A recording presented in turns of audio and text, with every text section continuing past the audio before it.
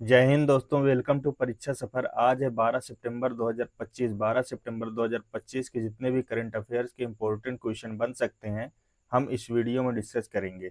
यदि आपको इस वीडियो की पीडीएफ फाइल चाहिए तो आप टेलीग्राम ग्रुप से डाउनलोड कर सकते हैं, जिसका लिंक वीडियो के डिस्क्रिप्शन में मिल जाएगा। तो चलिए हम स्टार्ट करते हैं। आज का हमारा पहला क्वेश्चन है, हाल ही में राष्ट्रीय वन शहीद दिवस 2025 कब मनाए गए? तो ये मनाया गया 11 सितंबर को। 20 का क्या हो जाएगा? करेक्ट आंसर हो जाएगा। प्रत्येक वर्ष राष्ट्रीय वन शहीद दिवस 11 सितंबर को मनाया जाता है, इसको आप याद रखिएगा। यह जो है भारतवर्ष में आदिवासी समुदायों से लेकर वन रक्षकों तथा असंख्य लोगों ने इन हरे भरे खजानों की रक्षा के लिए अपने प्राण की आहुति दी है। यह दिन उनके बलिदान को स्मरण करने और वन संरक्षण के प्रति हमारी सामूहिक प्रतिबद्धता को दोहराने के लिए समर्पित के रूप में किया जाता है। इसलिए इस दिन राष्ट्रीय वन शहीद दिवस मनाया जाता है। राष्ट्रीय वन शहीद दिवस 2025 की थीम क्या है? तो शहीदों को याद करें, वनों की रक्षा करें। यह क्या इसकी थीम है, इसको भी आप याद रखिएगा। 11 सितंबर को ही दिग्विजय दिवस के रूप में भी मनाया जाता है, इसको भी आप याद रखिएगा। प्रत्येक वर्ष 11 सितंबर को भारत में दिग्विजय दिवस मनाया जाता है, जो स्वामी विवेकानंद के शिकागो विश्व धर्म संसद में दिए गए ऐतिहासिक भाषण की गूंज को स्मरण कराता है। यह दिवस विशेष रूप से प्रतियोगी परीक्षा के अभ्यर्थियों के लिए महत्वपूर्ण है, क्योंकि यह भारत की आध्यात्मिक और सांस्कृतिक पहचान के उस क्षण को याद दिलाता है जिसने पूरे विश्व का ध्यान आकर्षित किया है। इसको भी आप याद रखिएगा। स्वामी विवेकानंद ने 13 सितंबर 1893 में शिकागो में भाषण दिए थे, उसी के उपलक्ष्य में दिग्विजय दिवस मनाया जाता है, इसको भी आप याद रखिएगा। सितंबर के इंपॉर्टेंट डेज की बात करें तो 2 सितंबर को विश्व नारियल दिवस मनाया गया है। 3 सितंबर को गगनचुंबी इमारत दिवस मनाया गया। 5 सितंबर को अंतर्राष्ट्रीय दान दिवस और राष्ट्रीय शिक्षक दिवस मनाया गया है। 7 सितंबर को अंतर्राष्ट्रीय पुलिस सहयोग दिवस मनाया गया है।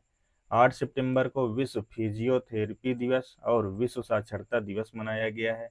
9 सितंबर को शिक्षा को हमले से बचाने के लिए अंतर्राष्ट्रीय दिवस मनाया गया है।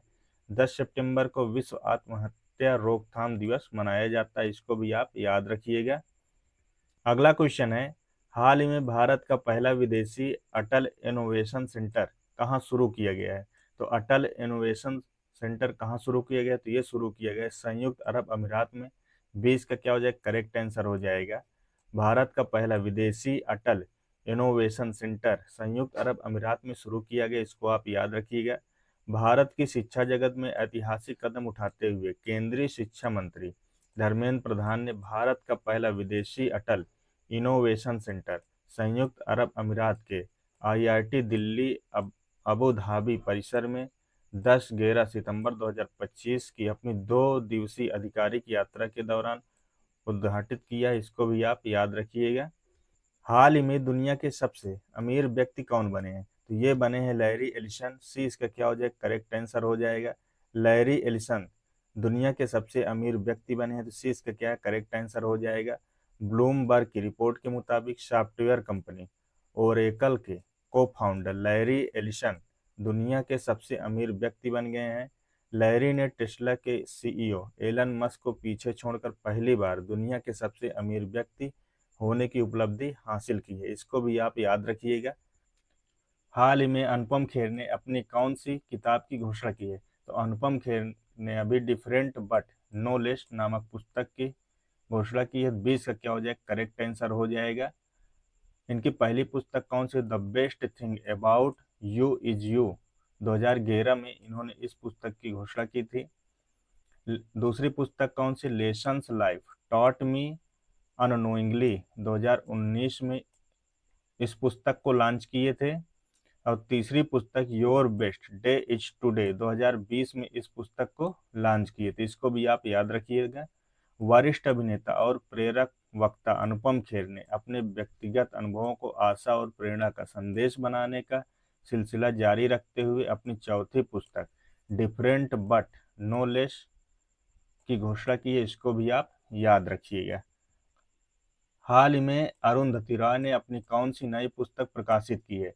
तो अरुंधति रॉय ने अपनी नई पुस्तक Mother Mary comes to me नामक पुस्तक प्रकाशित की। सी इसका क्या हो जाएगा? करेक्ट आंसर हो जाएगा। अरुंधति राय, जिन्हें उनके बुकर पुरस्कार विजेता उपन्यास the God of small things के लिए सबसे अधिक जाना जाता है। अरुंधति राय को the God of small things पुस्तक के लिए बुकर पुरस्कार से सम्मानित किया गया था, इसको भी आप याद रखिएगा। वर्ष 2025 में एक गहराई से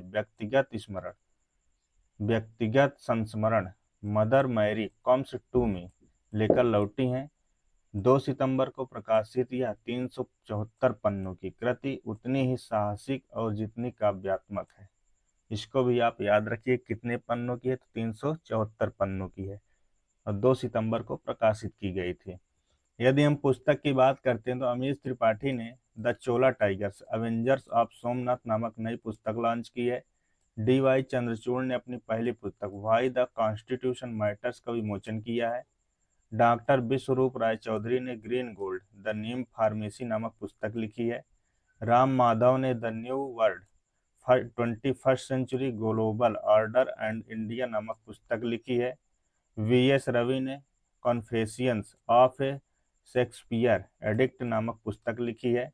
डॉक्टर जगदीश शुक्ला ने अपनी नई किताब ए billion butterflies A life in climate and charge theory नामक पुस्तक लिखी है। डी.एस. वीरैया के द्वारा लिखित पुस्तक अंबेडकर के संदेश लॉन्च की गई है। हिस्ट्री दैट इंडिया इग्नोर्ड नामक किताब प्रेम प्रकाश द्वारा लिखी गई है। द कॉन्शियस नेटवर्क नामक पुस्तक सगाटा श्रीनिवास राजू द्वारा लिखी गई है।